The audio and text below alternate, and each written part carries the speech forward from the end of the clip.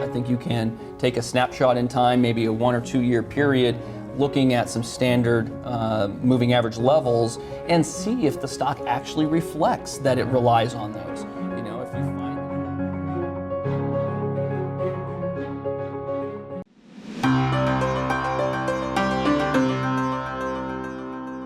Welcome back, traders and investors. We have Timothy McDermott on the line. He is CEO of the Nadex Exchange, joining us here on Benzinga's Pre-Market Prep, brought to you by Charles Schwab. Good morning, Timothy. How are you doing today?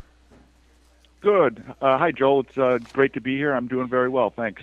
Okay. Could you just give us a little bit of your education and your background in the markets? Sure, Joel. I started off with an undergraduate degree in accounting, worked as a financial analyst for a while, went to law school, and spent about 15 years doing the large law firm thing here in Chicago, working mostly in financial markets with a litigation practice. And that sort of got me involved in a lot of different aspects of different markets. After 15 years with my law firm, I moved over to the Chicago Mercantile Exchange. And while I was at CME Group, I was compliance counsel and in charge of sort of overseeing all of the trade practice activity and market activity in their markets and pursuing any regulatory issues and rule enforcement issues and that sort of thing. After 6 years at CME, moved over to Nadex as general counsel. So I was still on the legal and regulatory side here at Nadex. And then finally, about 6 months ago, I moved into the CEO role when our prior CEO, who had been in that role for really the whole time I had been here, moved on to a similar role as CEO at the Tel Aviv Stock Exchange over in Israel. And what law firm did you work for in Chicago? Gardner, Carton Douglas. It's now been merged into Drinker Biddle, which is a firm based out of Pittsburgh. But when I was there, it was Gardner, Carton Douglas. Okay. My sister and my brother-in-law work for law firms in Chicago, Sidley Austin, and Cypher Shaw Fairweather and Geraldson. So I was just seeing if you might know them, but it doesn't seem that. So tell us. Well, I do know the firm. Those are great firms. Yeah. So what prompted the move over to Nadex? Well, actually, it was an opportunity that I found to be really attractive. It was I found the exchange to occupy a very unique space in the financial markets. Nadex is really a different animal than other things that exist. So we're really a regulated exchange and clearinghouse that's designed for retail traders. And I found that unique space to be interesting. And when I joined, it was just before the sort of economic meltdown. And I think retail traders had reached the place then where they were really looking for I think maybe more transparent and structured markets that they could trade, but with products that were designed for them. And that's actually what Nadex provides. Okay, so tell us about the Nadex Exchange and what it offers to retail investors. Sure. So as I said, it really occupies that unique space. So it is a regulated exchange and clearinghouse, and so it has all the benefits of a regulated exchange, transparency. Markets with a rule structure that explains to the market participants how the market operates, what the rules are for participating in the market, what the controls are to keep the markets fair, et cetera. So it's got all the benefits of a regulated exchange. We are a clearinghouse, so unlike, for example, the over-the-counter market where a retail trader may be trading with a dealing firm on the other side. They may have money deposited with that firm, and really it's just the customer versus that firm and its credit risk and its financial safety. We're a regulated clearinghouse, so our monies, any monies that we're holding for the exchange trading activity, are held in our clearinghouse with all the protections and security that a clearinghouse really can provide, a regulated clearinghouse can provide. And then in addition, so we have on the one hand, we're a regulated exchange and clearinghouse, but we're also different than most exchanges in that we provide products that are designed specifically for the active retail trader. And so we have smaller sized contracts, so not the the large oil contracts or really significant contracts that require a significant dollar investment to participate in. We have smaller sized contracts, costs with costs upfront that are more attractive, I think, for the typical active retail trader. And we also have one of the benefits of our exchange and our clearinghouse is the fully collateralized aspect of the contract. So all the contracts are paid for upfront. There's no margin risk. There's no risk of default that the customers have to worry about.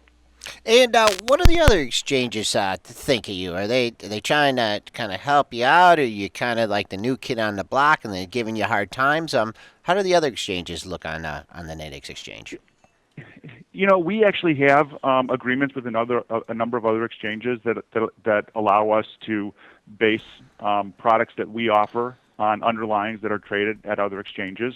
And in a way, we're very complementary to what's offered by those other exchanges. And so from our perspective, and I think from the other exchanges' perspective, retail traders can come to the Nadex exchange and they can really trade products that are designed for them. They can become active traders at the Nadex exchange, trading, for example, binary options. Our binary options, which are US 500 contracts, are based on the underlying S&P futures traded at CME Group. And folks can come here. They can learn how to trade our contracts, be very active in our markets, at the same time learning how the underlying markets work. And eventually, they may start to trade contracts at CME Group on that very underlying. And so really, this is a great exchange at Nadex. It's a great place to learn how to trade those products, to get familiar with those products that are traded at other exchanges, and really to grow as a trader and perhaps ultimately start trading as well at CME. Yeah. And maybe become a professional trader at the CME. Yeah, a little bit of a proving ground.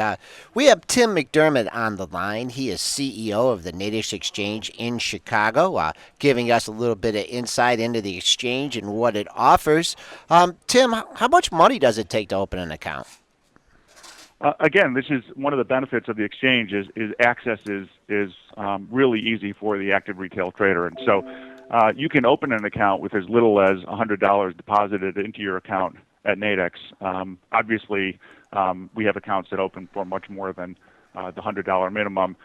That minimum is really just really there to sort of establish a baseline. But for just $100, you can open an account at Nadex and begin trading. Okay. And are there market makers on the exchange, or do traders really just only trade against other traders? Well, really both. We do have market makers. We have two active market makers on the exchange right now, and we think they provide really deep and liquid markets for our market participants. We have market makers in all products across the exchange, and customers can trade against the market makers if the market makers are the best bid or offer in the book. But if another member happens to be the best bid or best offer in the book, and someone wants to trade against that best bid and offer, then they'll be trading against another member. So really, this is a traditional exchange where the best price available at any given time is the price at which somebody gets to trade, and it doesn't matter who's on the other side. And it could be, a market maker and another member who's on the other side at that same price. And then it's a time price priority allocation. Do the market makers and the customers pay the same commissions? No, the market makers have a different fee structure, which is appropriate, we think, given the role that they play and the liquidity that they provide. Market makers do pay a lower per lot cost than other members of the exchange.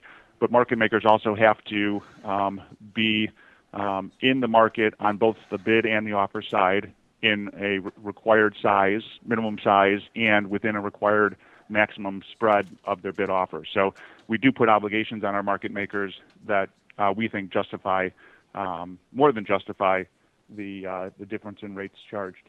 Okay, let's talk about the growth of the exchange. Did you see a little spike in volume last week? Actually, it was a little bit unusual. Normally, when there's an increase in volatility, we do see a pretty noticeable spike in volume. Last week, for some reason, can't tell you why, it was a little bit just more of the same here. We have seen great growth over the last few years in particular, and really excited and encouraged about that. And so really it's sort of a general trend of growth more than sort of a specific spike in the last week. And do you happen to notice a difference between up and down days in the volume, more activity or less activity? Again, as you suggested, when we do see an increase in volatility, we generally see an increase in volume on the exchange, and it really doesn't matter so much if the moves in the underlying markets are up or down. Really, it gives people an opportunity to come back and look at the market and look for trading opportunities, and that's where we see the volume. One of the things we do like about the products that we offer is that even when the market isn't spiking and the market isn't moving as much, there are trading opportunities on Nadex given the nature of our contracts. The binary options that we offer, even in flat markets, offer a lot of trading opportunities because of the nature of the contract and the binary payouts of the contract. That is that they pay out at either 0 or 100 at expiration. As the contract approaches expiration, you get a fair amount of movement in the price of the contract, even in a flat market. So even in flat markets or volatile markets, we think they offer a really good trading opportunity. But as you suggest, certainly as volatility, either up or down, is present in the underlying markets, we typically see an increase in volume here. Could you give us an example of some of the contracts that you'll have listed? I know you have have something like where's the Dow going to be at noon or something like that. Could you just give an example of some of the shorter term contracts that you have, and then if someone's a longer term player, some of the longer term contracts that you have?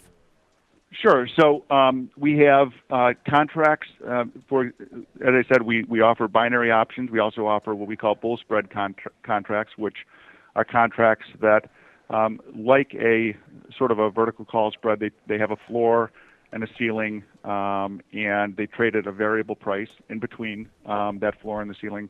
The binary options have a binary payout at expiration of either 0 or 100. All the contracts are fully collateralized, as I said before, and it's on a wide range of underlying markets. So basically all the major U.S. stock index futures we have as underlyings, a whole host of Forex pairs, commodities, oil, natural gas, metals like gold, silver, copper, and effectively we list a range of contracts on all of these underlyings from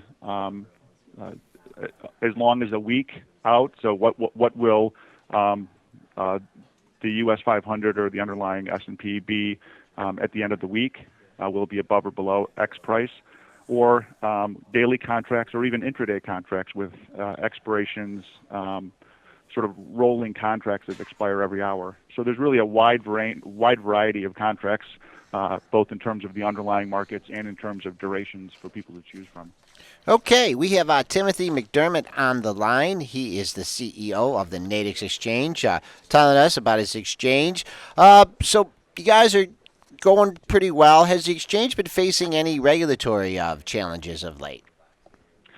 Joel, I think when you operate in a regulated market as we do, dealing with the regulations and regulatory issues are always sort of it's a present and an ongoing concern and issue you have to deal with.